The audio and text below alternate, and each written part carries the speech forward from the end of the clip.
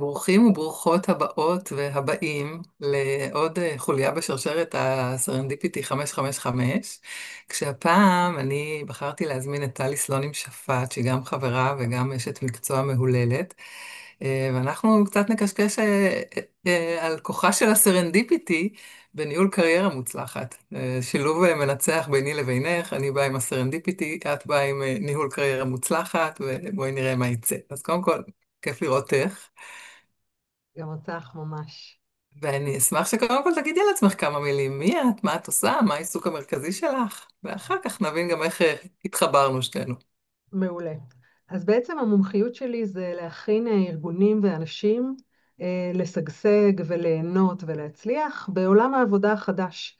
זאת אומרת, אני עושה את זה גם עם ארגונים בלבנות תשתיות וגם עם מנהלים בכירים, מנהלות בכירות ועובדים ועובדות, איזה, להבין איזה כישורים, קודם כל מה זה בכלל עולם העבודה החדש, איזה כישורים הם צריכים ומיומנויות הם צריכים לפתח בו, אחת מהן כמובן זה סרנדיפיטי, בגלל זה ביקשתי ממך לכתוב פרק בספר שלי, לשחרר את הטאלנט שבך, אבל יש הרבה מיומנויות וזה מה שאני עושה. וחוץ מעבודה בארגונים, אז גם באים אליי אנשים פרטיים שנמצאים בצמתי קריירה או בצמתי החלטה, ואני עוזרת להם ככה לנווט את הדברים ביחד. זהו, חוץ מזה אני אימא לשתיים, שתי טלנטיות משלי, וכלב, גם ששחררו את בינתיים. הטאלנט שלהן מתוכן. לגמרי, כן. לגמרי, טלנטיות רציניות. אני הקדשתי להם את הספר לא סתם, הן ממש, ממש משוחררות. יאללה. אז טוב, אז אנחנו קצת מכירות, אז אני בעצם הגעתי אלייך ואת הגעת אליי בגלגולי הסרנדיפיטי, שזה כל תורת האקראיות שמובילה מדבר אחד לשני באופן מפתיע, חיובי וטוב. ואני היום עוסקת בעיקר בסרנדיפיטי, גם בסדנאות, הרצאות, גם מלווה ארגונים כדי להפוך את האקראיות לאיזה פיצ'ר ולא באג, וגם קהל רחב שמגיע וקצת משחרר לא רק את הטאלנט שבו, אלא גם את כל האפשרויות לראות את כל ההזדמנויות סביבנו, בלי לעשות את הכל דרך איזה תכנון מוקפד. אז זה העולם שלי וזה העולם שלך, והאמת שכשאת אומרת, כשאת מדברת על העולם העבודה החדש, עד מתי נגיד חדש? אני כאילו, זה ישר עורר בי, כאילו, ממתי הוא חדש, ומתי אנחנו שמנו את הקו בין העולם הישן לחדש, ומתי נגיד על חדש, חדש, חדש? כאילו, את יכולה רגע כן. לתת על זה קודם כל, איזה רקע כללי? בהרצאות שלי באמת אני כבר שמה את הסוגריים שאומרים, כבר לא כל כך חדש, Mm, כי הוא באמת כבר לא כל כך חדש, ואני חושבת שהדבר, הקו פרשת המים בהקשר הזה, היה הקורונה, וואלה. שבעצם ממש, שבעצם הבנו כולנו, אחד, מה הפרופורציות של מקום העבודה בחיינו, האם אנחנו רוצות לעבוד מרחוק, האם זה אפשרי, האם זה אפשרי לשלב, במקום לדבר על Work-Life Balance, לעשות Work-Life Integration ולראות איך העבודה היא עוד חלק שמשתלב בחיים שלנו, השפיע מאוד מאוד על רמת המחויבות של אנשים למקום העבודה, השפיע על הציפיות ממקום העבודה, או בכלל האילוץ במרכאות, לראות את העובד כאיזושהי ישות הוליסטית, שהיא לא רק עובד, אלא Mm, יש לך משפחה, ויש לך תחביבים, ויש לך בריאות, ולארגון יש גם איזושהי אחריות להסתכל על כל המעגל הזה ולתת מענה. כמובן שבישראל, ה-7 באוקטובר, עשה את הכל על ספידים, מבחינת אה, משהו שדורש מארגונים דברים שונים לחלוטין ממה שהיה נדרש קודם בראייה הוליסטית. ומהפכת ה-AI, שהיא גם כבר לא מאוד מאוד טריה, גם הביאה שינויים פסיכיים לעולמות של העבודה. זאת אומרת, היעלמות של מקצועות, כניסה של מקצועות חדשים, פיטורים של אנשים, ריסקילינג, אפסקילינג, המון המון מילים נורא יפות, כן. שבעצם המשמעות שלהם היא שאתה כל הזמן, קצת כמו בסרנדיפיטי, צריך להיות סקרן לקראת מה שמגיע, וגם להיות אקטיבי, שזה לגמרי... זה מעניין ששמת את קו פרשת המים בין העולם הישן לחדש בקורונה, כי קודם כל, הקורונה עשתה טוב גם לסרנדיפיטי. בגדול, הרבה התעוררו אל מול רעיון הסרנדיפיטי בתקופת הקורונה, מתוך איזו דאגה וחרדה למה יקרה עם כל החדשנות שקרתה במסדרונות, כי הריחוק החברתי בעצם גרם לאנשים להיפגש פחות באקראי. כשעלו מהמם. לזום, אז עלו סביב פגישה מאוד מאוד ספציפית, ואז הסיכוי שתפגשי מישהו שלא קשור לנושא הפגישה וסתם תחליפי איתו מילה במסדרון מאוד נמוך. ואז נכון, לא צצו כל חשבתי מיני על זה. כלים טכנולוגיים שקראו להם How to bring serendipity back.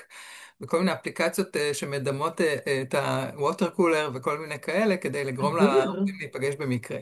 אז זה וואו, מצחיק לא כאילו הכרתי את זה. ההקשר הזה של הקורונה.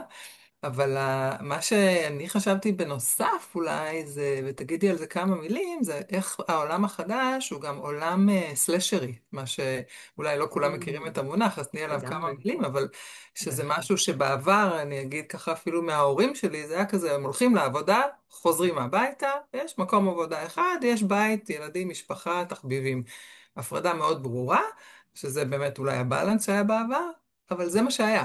והיום נכון. נכנס לנו גם שריר חדש, אז תני ככה רגע נכון, על קודם הדבר. כל באמת כשההורים שלנו עבדו, הם דור שנקרא בייבי בומרס, אז לא היו טלפונים. זאת אומרת, באמת יצאת מהמשרד, אי אפשר היה יותר להשיג אותך. לא היה את מה שלך ולי היה לשבת בגינה עם הילדות, עם הילדים, ולענות לשיחות, או להסתמס, או אימא'לה היא נפלה מהמגלשה כי בדיוק לא שמתי לב. לא היה את זה. כאילו הייתה באמת הפרדה מאוד מאוד ברורה. אז זה אחד לגבי הדור של ההורים. ודבר נוסף, באמת גם היית נשאר רק בארגון אחד ברוב המקרים, זאת אומרת, לא היית עוזב, היית עובד בחברת חשמל או בבנק, או בוא נהיה ממש סטריאוטיפיות, באיזשהו משרד ממשלתי, מגיע לשם אחרי הלימודים ועוזב שם לפנסיה. ובעצם אחד הדברים שהקורונה עשתה, ובכלל עולם העבודה החדש, זה הרבה יותר גמישות למה שנקרא סלשריות, שזה בעצם על שם הסימן סלש. שאומר שאנשים יכולים להיות כל מיני דברים ביחד. אה, מה יש, הסלאשים שלך? איך את מה? התחלת להיות? מה אני, הסלאשים שלך ואיך את כן, אז התחלת להיות הסלאשים סלשרית? שלי, אני הייתי שנים, ניהלתי משאבי אנוש, הובלתי ארגוני משאבי אנוש בארגונים גלובליים וגם לוקאליים בתחילת הדרך, ובעצם הסיפור של איך הגעתי לסלשריות הוא מאוד מאוד סיפור סרנדיפיטי. בעצם הייתי בתפקיד ניהלתי משאבי אנוש, וקיבלתי פתאום טלפון ממנכ"ל שחברה הפנתה אליי, כי רק התחלתי ללמוד אימון. התחלתי ללמוד אימון לא בשום כוונה להתפרנס מזה, ממש מתוך כוונה מלאה להכניס עוד כלי לארגז הכלים שלי. ומסתבר שהיא נתנה לו את הטלפון שלי, למרות שרק הייתי בתחילת לימודי האימון, והיא אמרה לו, חברה שלי מאמנת קריירה, הוא רוצה לצאת מהארגון שהוא עבד בו 19 שנה, והיא פשוט חיברה בינינו בלי להגיד לי, זאת אומרת, היא אמרה לי, אבל כשנכנסתי כבר לוואטסאפ הוא כבר התקשר. אז המצאתי בעצם מסלול מלא של איך אני מקבלת וכמה זה עולה, וכאילו, כי היו לי שתי אפשרויות, או להגיד טעות במספר, ולהתקשר אליה ולנזוף בה על מה שהיא עשתה, או להגיד וואלה, כאילו אני זורמת עם הזדמנות, הסרנדיפיות, כן, לגמרי. לגמרי. אז בעצם התחלתי לאמן בסופי שבוע ובערבים, והפעם הראשונה, ובעצם הייתה לי כבר חשבונית להוציא, עוד סיפור סרנדיפיטי קטן. אחד הדברים שאני עושה גם היום, ככה מאוד בפינצטה, זה כל הנושא של השמות.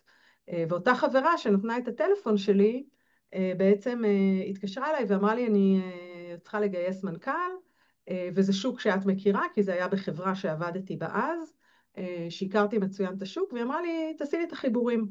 אמרתי לה, מעולה, אני עושה ככה כמה וואטסאפים וכזה, ואני אשיג לך שורט ליסט של מועמדים. והיא אמרה לי, לא, לא, זה לא טובה חברית, אני אשלם לך על זה, אנחנו נתחלק חצי חצי בעמלת ההשמה, אם אני אקבל כלומר, בהנחה שנצליח לעשות השמה. אמרתי לה, טוב, ממש לא צריך וזה, אבל היא התעקשה, חמודה ונדיבה.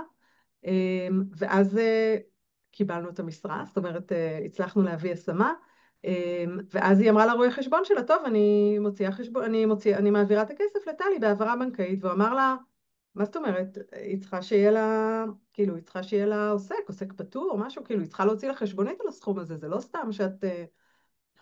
וכך נאלצתי לפתוח עוסק פטור, שמהר מאוד הפך לעוסק שפתח מורשה. לך את הסלשריות. לגמרי פתח לי את הסלשריות ואת התיאבון ואת ההבנה הזאת שהסיפור של הסלשריות, אני ממליצה עליו בחום גדול, הוא גם מייצר דמי כיס כמובן, כלומר עוד איזשהו פחות תלות במעסיק, אבל בעיקר עבורי, היות ועבודה של ניהול משאבי אנוש היא עבודה סופר חשובה, אבל היא גם עבודה מאוד מאוד שוחקת, בטח בזמנים האלה של קורונה ושל מלחמה וכולי וכולי, אז הדבר הזה הוא גם נוגד שחיקה משמעותי. מדהים. אני אגיד רק שבאמת את ואני הכרנו בשבילי הסרנדיפיטי, כמו שאני קוראת לשבילים האלה, כשאת שמעת אותי באיזשהו פודקאסט והרמת את הכפפה ואמרת, בואי ניפגש לקפה, בלי אג'נדה, בלי מטרה, וכך היה, ועברו כמה שנים טובות מאז, עברנו המון חוויות משותפות, אבל באמת יש פגישות שהן באמת מחוללות המון המון תנועה והמון המון אדוות, וככה אני מרגישה איתך בכל הצטלבות שיש לנו, שהיא גם חברית כבר וגם מקצועית. אבל לגמרי. ההצטלבות המעניינת הייתה כשאמרת לי, אני כותבת ספר ואני רוצה לבקש ממך לכתוב פרק אורח. מיד אמרתי כן, כי אני לא יכולה לסרב לכזו בקשה, אבל מעניין אותי איך הגעת לעניין הספר איך הוא התגלגל. כי לא כל יועצת כמוך מוצאת מקום גם לכתוב ספר. כן. אז האמת שזה אולי סיפור תגידי רגע יפה. מילה על הבלוג שלך, כי את תמיד כותבת. יש לך איזה שריר נכון, כתיבה מאוד נכון, מיוחד. נכון, נכון. אני מאוד מאוד אוהבת לכתוב, זה מה שנקרא אזור הגאונות שלי. לפני שנים, האמת שזה ממש ממש מצחיק, כי לפני שנים כשעבדתי עוד בדלתא גליל, אז גילינו את הכל כמובן רק בדיעבד, אז נסעתי לעשות סדנה של פסיכולוגיה חיובית באיטליה, על גבול שווייץ-איטליה, עם אחותך, עם נוגה. נכון. ואז נוגה אמרה לי, כשסיפרתי לה שאני כותבת בלוג, אז היא אמרה לי, יואו, אני אספר עלייך לאחותי, נראה לי שהבלוג הזה בדיוק יתאים לה. שתינו אז התגרשנו, pleasure before business, לכל pleasure מי before business, ששואל. בדיוק. אז הכרנו בעצם הרבה לפני שהכרנו. אז נכון. זהו, זה סיפור, וואו, את רואה? it was meant to be. זהו, זה הסיפור. עכשיו, לגבי הספר, אז בעצם חלמתי לכתוב ספר בעצם מהרגע שלמדתי לקרוא. ועשיתי עם זה משהו, יצאתי לסדנה של יובל אברמוביץ', סדנת כתיבה באתונה, והיה מדהים, והיו לי 10 פרקים כתובים של ספר פרוזה, נפגשתי עם איזושהי עורכת, שפשוט קדשה את הספר, ואמרתי, אוקיי, טוב, לא כל חלום צריך להגשים, הגשמתי מלא חלומות, לא, את זה כנראה אני לא אזכה להגשים, ואז אחרי 4 שנים הייתי באיזה כנס השקה של ספר אחר, של ספר יאללה של ענת קלו לברון, והחמאתי לה מאוד על הספר, אמרתי לה שקראתי את כל הספרים שלה, והספר הזה ערוך פשוט בצורה פנומנלית, הכי טוב מהשאר, ואז היא הכירה לי את ענת אפרתי בר-לב, שנהייתה העורכת של הספר שלי. וזהו, ופשוט אמרתי לענת, איזה קטע, אני חולמת כל כך הרבה שנים על לכתוב ספר, וכאילו, והנה נפגשנו, וכנראה זה גורל. קבענו את הפגישה ל-16 לאוקטובר 2023, כמובן שהיא לא קרתה, וואו. כן, אבל היא קרתה באפריל, ובינואר של שנה אחרי, של השנה, של 25, כבר היה לי ספר בחוץ. גיל 50, בדיוק כמו שחלמתי, במרץ הוא כבר היה לגמרי משוחרר, וזהו. אז זה גם אני סיפור חייבת סרטן. לשאול, אמנם אני כתבתי פרק על סרנדיפיטי בחיבורים, וזה מתקשר באמת גם לעולם הקריירה, אבל איך את רואה באמת את רעיון הסרנדיפיטי כחלק מהייעוץ שאת נותנת לאנשים? זאת אומרת, אני יועצת סרנדיפיטי כללית, לא לקריירה. אני יודעת להגיד לאנשים, תראו Mhm. ותגלו. איך את מנתבת את זה לעולם המקצועי שאת עוסקת בו? אז קודם כל, באמת בעצם ההכנסה של הספר, של הפרק הזה לספר, אני חושבת שיש שם באמת כאילו הכרה בדבר הזה. באימונים אני לא מדברת על זה באופן נפרד, אני כן מדברת על מיינדסט של פגישות קפה, שאני עושה אותן, כלומר כשאני מנחה אנשים איך לעשות אותן, אני כן בהחלט עושה אותן פגישות תוצאתיות, זאת אומרת אני כן מנחה את האנשים לבוא עם איזושהי מטרה בראש, להבדיל מרעיון הסרנדיפיטי, אבל עדיין אני בהחלט ממליצה על לשבת גם עם אנשים ממעגל שלישי ומעגל רביעי, שלכאורה הסיכויים הם פחות גבוהים למצוא דרכם עבודה, אבל ראיתי דווקא לא מעט מחקרים בתקופה האחרונה, שהסיכוי למצוא דרך המעגלים הרחבים יותר הוא יותר גבוה. זאת אומרת, כאילו נכון. אנשים שפחות מכירים אותך ופחות חייבים לך וכזה, הם הרבה פעמים אלה שמוצאים. ומה שאני מאוד מאוד אוהבת במיינדסט של הסרנדיפיטי שהכרתי ולמדתי רק דרכך, לא הכרתי את הדבר הזה לפני זה בכלל, לפני ששמעתי את הפודקאסט איתך, אז מה שאני אוהבת בו זה באמת באמת הפתיחות והגמישות. זאת אומרת, זה שלא כל דבר חייב להיות עם מטרה. זה שאת משאירה פתיחות what could have been. בסדר? מה יכול להתפתח מהדבר הזה? והיתר הרפתקנות הזאת, אני גם מאוד מאוד מאמינה בו במעברי קריירה. זאת אומרת, גם אם יש משהו שהוא לא בול במסלול המקצועי שלי, אז אם אני אעז, אם אני אתמסר רגע לרעיון של הסרנדיפיות, אוקיי? את עברת תחומים, בסדר? את היית בתקשורת, ואחר כך את היית בסוג של אקדמיה, ועכשיו את עושה את מה שאת עושה, ואני חושבת נניח כל הרעיון של הנאום של סטיב ג'ובס על Connecting the Dots, זה לגמרי שם. Connecting the Dots זה serendipity. נכון. זה הוא בעצם מדבר על זה. להסתכל, סטיב ג'ובס דיבר הרבה על הסרנדיפיטי, מאוד אהב את הסרנדיפיטי. כן, אני אגיד שני דברים בהקשר של מה שאמרת, ואז יש לי עוד שאלה. אחד, יש באחת הפרקטיקות שאני מאמצת לעולם הסרנדיפיטי, ציטוט של ג'ו איטו, מישהו שהיה מנהל המדיה לאב ב-MIT, והוא אמר Compass over Maps, ובעצם הוא אומר וואו, מצפן בלא מפות. כשמישהו מחפש עבודה או מחפש כיוון, הוא יכול להסתכל על כוכב הצפון, אבל הרעיון בסרנדיפיטי זה פשוט תגיד את זה בכל מקום. זאת אומרת, נניח שאני רוצה סתם לעבור להייטק, או לעסוק ב-AI. זה המצפן, אני עוד לא יודעת איך, אין לי את המפה, אני גם לא יודעת את מי אפילו כדאי לפגוש, אבל בכל פגישה, בכל הזדמנות, גם בשולחן הארוחה המשפחתית, לגמרי, תגידי את זה. עכשיו, נכון, כשאת תגידי את זה בכל מקום, פתאום יבוא איזה אחיין שאת בכלל לא יודעת שהוא קשור, הוא יגיד, יש לי חבר שאבא שלו, וככה פתאום נכון, תמצאי איזה מפה ממש. מעניינת. ולכן באמת גם בקריירה, כשמישהו יש לו את המצפן, והוא בא, כן, זה לבוא עם המטרה, אבל אין לך מושג איך תגיעי אליה.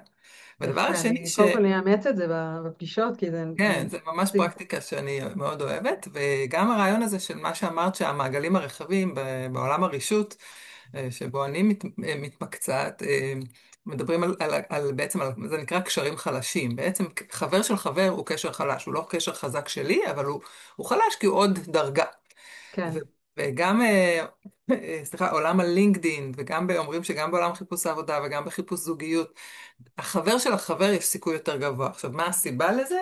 הוא לא נושא שום מטען ידוע עלייך. זאת אומרת, אם את אומרת לי כחברה, תעזרי לי למצוא עבודה או בן זוג, אני בתת מודע יודעת עלייך כבר המון דברים, וכנראה שיש דברים שאני לא אציע לך. כי אני אגיד, מה פתאום, היא לא תאהב את המקום הזה, היא לא תיסע כל כך רחוק, זה לא...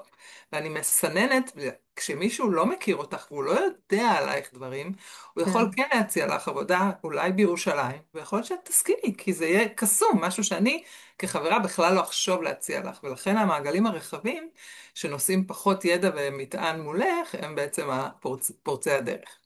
אני רוצה לשאול מדהים. אותך עוד שאלה, כי את מתעסקת הרבה בניהול קריירה, ובאמת יש את העניין הזה של לאן האדם שואף בחייו, ואנחנו רואים שאנשים, במיוחד צעירים, עוברים הרבה מקומות עבודה. אפילו אני זוכרת שעבדתי במעוז, ומישהי עזבה אחרי 6 שנים, אני הייתי 13 שנים באותו ארגון, ואחרי 6 שנים היא אמרה לי, תקשיבי, לא, אני פה כבר 6 שנים, מה יגידו עליי? ואמרתי לה, מה? אני 13. אבל אז קלטתי שהדור הצעיר, זה אומר עליהם משהו שהם באותו מקום 6 שנים. עכשיו, אני תקיעות, שואלת, כי את באה לארגונים, ובעצם מציעה להם מוצר של ניהול קריירה, שאולי קצת מאיים על הארגון, כי אם את באה להגיד לארגון, בואו, אני אעזור לעובדים שלכם לחלום מה החלום הבא, אז זה יכול לגרום להם קצת אי נחת כזה, רגע, אני אביא מישהי שתספר לעובדים שלי שהם צריכים לזוז קדימה, הם יעזבו אותי. אז איך זה מסתדר? אז קודם כל זו שאלה נורא מעניינת, ואני חושבת שיש כאן כאילו יש שני סוגי ארגונים, אם אני רגע עושה דיכוטומיה. יש ארגונים שמאוימים מזה, וארגונים שמאוימים מזה, זה קצת מזכיר לי כמו שלושת הקופים, זאת אומרת, כאילו אם אני אעצום עיניים ואני אעצום אוזניים ואני אסתום את הפה, אז העובדים לא ידעו שיש עולם מבחוץ. בסדר? תחשבי על זה, ניקח את זה, השווית קודם לזוגיות, בואי ניקח את זה לזוגיות. בסדר? אם את תגידי לבעלך, בסדר? תגידי לבעלך, לא תספרי לו שיש טינדר, הוא לא יודע שיש טינדר? הוא יודע שיש טינדר.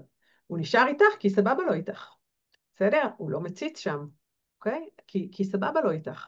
ואני חושבת שזה אותו דבר עם ארגונים. זאת אומרת, אם אנחנו לא נדבר על זה שיש עולם שם בחוץ, זה לא אומר שהעובדים שלנו לא יודעים שיש עולם שם בחוץ, זה רק אומר שאנחנו לא נהיה חלק מהשיחה. אוקיי? זאת אומרת, בהתייעצות, ברלוונטיות, בכזה, הם לא יבואו אלינו. ואחת העבודות הכי מעניינות שאני עושה עם ארגונים, כי תמיד הם שואלים, אוקיי? גם האנשים, גם הארגונים היותר פתוחים ואמיצים שמביאים אותי, ולשמחתי יש לא מעט כאלה, אז גם הם אומרים, רגע, כאילו מה, אחר כך אנשים ירצו לעזוב? ואני אומרת, לא, הרבה פעמים מה שקורה זה שאנשים יהיו הרבה יותר פרואקטיביים לגבי הקריירה שלהם. אם יש לכם פה מספיק מגוון של אפשרויות, אם יש לכם פה את הפתיחות לדבר, אם יש פלטפורמות של קידום, אגב, קידום לא חייב להיות קידום של סולם, זה יכול להיות קידום הצידה, יכול להיות קידום יותר לעומק, הוספה של משימות יותר מעניינות, לתת אחריות על פרויקטים, להפוך להיות גלובלי אם אתה רק לוקאלי. אז יש מלא מלא דברים שאם אני רוצה להשאיר את העובדים אצלי לתקופה קצת יותר ארוכה, אני יכולה. אני באמת בבעיה אם אני לא מאמינה בניוד פנימי של אנשים, אין הזדמנויות, ואז אנשים תקועים, ואז הרצאה כזאת או פעילות כזאת יכולה להיות מאוד מאוד מתסכלת. וזה נכון, ואז היא תאיים. זה מאוד מאוד נכון, אבל מה שמאיים זה לא זה שהביאו אותי, זה זה שעובדים נמצאים במציאות שהיא לא מותאמת לעולם הכבר לא כל כך חדש. אני נתקלתי פעם במונח שאחרי זה את הסברת לי, של ה-chapter ship. שבעצם אנחנו יכולים להתייחס, אני תמיד אומרת שלי בקריירה אני מתייחסת כביכול לזה שהיו לי 3 צ'פטרים ואני עכשיו ברביעי. ואני זוכרת גם בשנים האחרונות בארגון מעוז אמרתי אני צריכה כבר לעבור לפרק הבא, אני חייבת לעבור ולקח לי קצת זמן. אז הפרק הראשון היה לי בעולם התקשורת, הייתי הרבה שנים בתקשורת, בטלוויזיה, אחרי זה היה לי איזה מין כמה שנות עצמאות ועבודה עם איזושהי קרן מגרמניה, ואז מעוז. הצ'פטר השלישי, והנה עכשיו אני בצ'פטר העצמאות וסרנדיפיטי. אבל הצ'פטר שיפ שאת דיברת עליו הוא משהו קצת אחר, הוא איזו ראייה יותר הוליסטית כזו של האדם, אז את יכולה רגע להסביר את זה? כן, בטח. המקור של זה, זה חברה שנקראת ג'ולט, שהקים אותה רועי, ברח לי השם, רועי גוגל לייטר. וניצן, רועי וניצן.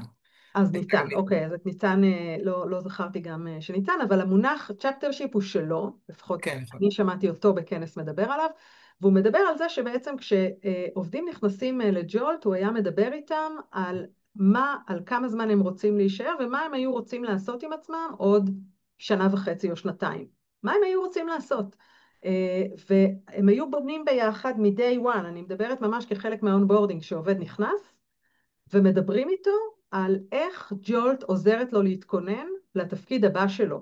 והם בחיים, היו לא עושים, בג'ולט בהכרח. לא בג'ולט, ממש לא בהכרח בג'ולט. אם במקרה היה תפקיד כזה בג'ולט, אז סבבה, אבל הם היו חברה לא גדולה, הם היו חברה של איזה 20 איש, מהמם. ואני זוכרת שראיתי את המצגת שלו בכנס HR, והוא התחיל, בשקף הראשון אמר, 50% מהעובדים שלכם חושבים כרגע לעזוב.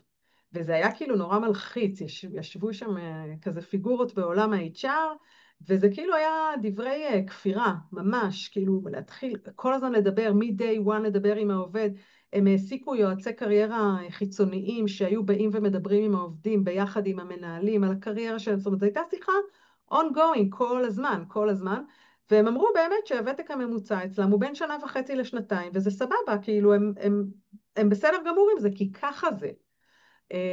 ואנשים מעולם העבודה הישן ישבו וככה נורא נבהלו, ואני עפתי מזה. עפתי, ממש. אני זוכרת שהלכתי אחר כך לארגון שהייתי בו, ואת התוכניות עבודה השנתיות רציתי לדחוף לכיוון הזה ב-HR וכזה, ואמרו לי, עזבי, זה ארגון של 16 איש, זה לא מתאים לפה, וכאילו זה לא סקיילבל.